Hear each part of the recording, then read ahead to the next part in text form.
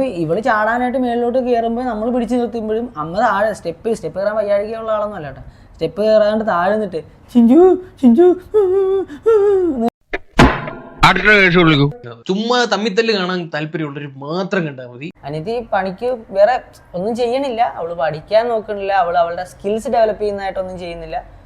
രോഹിത്തിന് പണ്ട് രോഹിത്ത് പറയുന്ന ഒരു കാര്യമുണ്ട്, വെറുതെ വീട്ടിലിരുന്ന് സമയം കളയരുത്, TV കണ്ടോ ഇത് സോഷ്യൽ മീഡിയ യൂസ് ചെയ്തോ സമയം കളയരുത്, പ്രൊഡക്റ്റീവായിട്ട് വീഡിയോ എടുക്കലോ അങ്ങനെ എന്താന്ന് വെച്ചാൽ ചെയ്യുക. ഇന്ന് ഞാനൊരു സത്യം മനസ്സിലാക്കി. എന്ത്?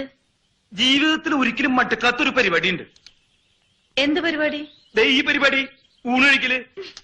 ചുമ്മാ വീട്ടിൽ ഇരിക്കുന്നു എന്നതിന്റെ അപ്പുറത്ത് കുറച്ച് അഫയേഴ്സ് തുടങ്ങി. അതായത് അവിടെ ഒരു കണക്ഷൻ, അപ്പൊ ഇപ്പുറത്തൊരു കണക്ഷൻ തുടങ്ങിയപ്പം മറ്റേ കണക്ഷനെ കട്ട് ചെയ്യുന്നു.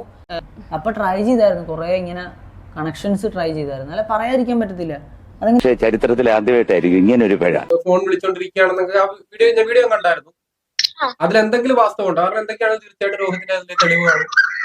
രോഹിത്തിന്റെ തെളിവുണ്ട്, രോഹിത്ത് കൊണ്ടുവരട്ടെ ബ്രോ. ഒരു അഫെയറിന്റെ പുറത്ത് അടുത്ത അഫെയർ സെറ്റാക്കി ഇങ്ങനെ കറങ്ങി നടക്കുന്ന ആളെ കുറിച്ച് അമ്മ പറയുന്ന ഇതാണ്, ഞാൻ അവളെ എങ്ങനെയാ ഉപേക്ഷിക്കുന്ന, അവൾക്ക് വല്ല ഡിപ്രഷൻ വന്നാലാന്ന്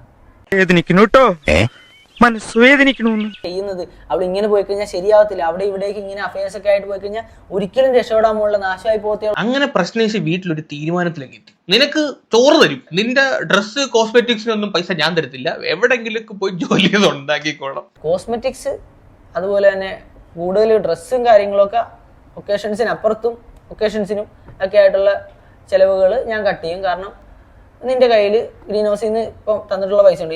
ഞാൻ എന്തായാലും എന്താന്നുള്ളത് എന്റെ വീട്ടുകാർക്കും എന്നെ അറിയാവുന്ന ആൾക്കാർക്കും നന്നായിട്ട് അറിയാം. കംപ്ലൈന്റ് കൊടുത്തു, ഞാൻ എന്തെങ്കിലും മോശം ചെയ്യുന്നുണ്ടെങ്കിൽ അമ്മച്ചി കംപ്ലൈന്റ് കൊടുത്തോളാം പറഞ്ഞപ്പോൾ നിന്നെ പോലെ എല്ലായിടത്തും പോയി കംപ്ലൈന്റ് കൊടുത്ത് നടക്കുന്ന അല്ല എന്റെ പണി, ഞാനേ പ്രശ്നേഷ് അല്ല.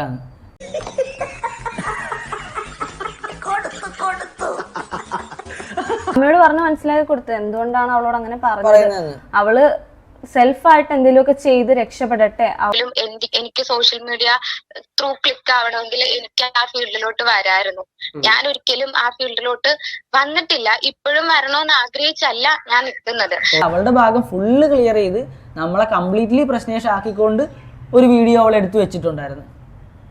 പരിഹരിച്ചു പോകാൻ വന്ന പ്രശ്നങ്ങളാണെങ്കിൽ നിങ്ങൾ ഈ പറയുന്ന പോലെ ഒരുമിച്ചിരുന്ന് പരിഹരിച്ചു പോകണം എന്ന് എനിക്ക് പറയാനുള്ളൂ. സമാധാന